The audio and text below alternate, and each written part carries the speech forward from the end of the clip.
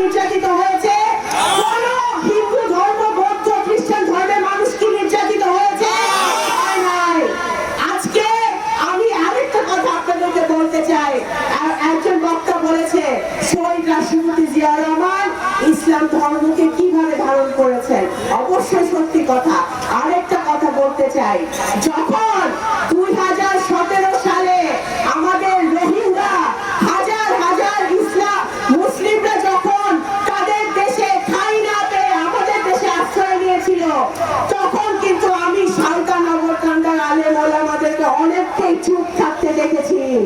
শহীদ জিয়া কিন্তু তৎকালীন সময় যখন রোহিঙ্গার আশ্রয় নিয়েছিল, সকল ইসলামিক দেশগুলোকে উনি ঐক্যবদ্ধ করেছিল, যারা এই রোহিঙ্গা সমাজের জন্য আওয়াজ তুলেছিল, এবং তারা আমরা খুবই সফলতার সাথে শহীদ জিয়া এবং দেশনেত্রী বেগম খালেদা জিয়া রোহিঙ্গা জনগোষ্ঠীকে তাদের দেশে ফেরত সম্মানের সাথে ফেরত পাঠাতে পেরেছিল। কিন্তু আওয়ামী লীগের সময় শেখ হাসিনা তার নিজের গদি ঠিক রাখার জন্য, ক্ষমতায় টিকে থাকার জন্য সে সকল দেশের সাথে আঘাত করেছে, কিন্তু এই রোহিঙ্গা সমাজের জন্য কিছু করতে পারে নাই।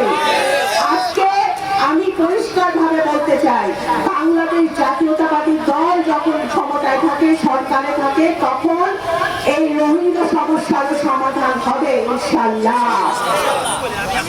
আমি আজকে এই কথা বলে শেষ করতে চাই যে আসুন আমরা ঐক্যবদ্ধ হয়ে, আমি আর কিছু বুঝি না, এই মাটির সন্তান হিসেবে আমরা চাই যে নগরকান্দার উন্নয়ন, সরকার উন্নয়ন, আমাদের আরো মাদ্রাসা মসজিদের প্রয়োজন, আমাদের ছোট ছোট ছেলে মেয়েদের শিক্ষার প্রয়োজন।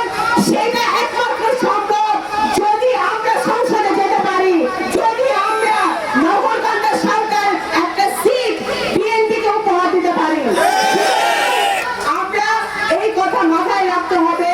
আমি আপনাদের বোন হিসেবে আবারও বলতে চাই যে আমরা আলেম ওলামা সকলে নগরকান্দা সরকার আপামর জনতা আজকে ঐক্যবদ্ধ হয়েছে এক পতাকা তলে। সেইটা হচ্ছে আমরা